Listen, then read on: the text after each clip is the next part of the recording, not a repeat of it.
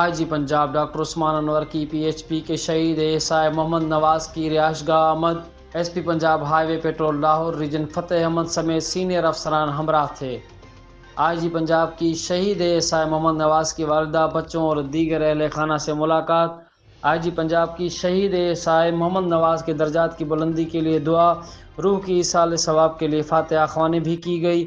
آئی جی پنجاب کی شہید ایسائی کی بیوہ کو محکمہ پولیس میں ملازمت کی بھی پیشکش۔ شہید ایسائی کے اہل خانہ کو گھر دیں گے، بچوں کی تعلیمی اخراجات محکمہ پولیس برداشت کرے گی۔ شہید کی والدہ کو دلاسے دیے، بچوں سے اظہار شفقت کیا۔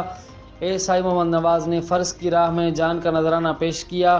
آئی جی پنجاب کا مزید کہنا تھا کہ شہید اہلکار کے اہل خانہ کو تنہا نہیں چھوڑیں گے، ویلی فیئر کا ہر ممکن خیال رکھا جائے گا۔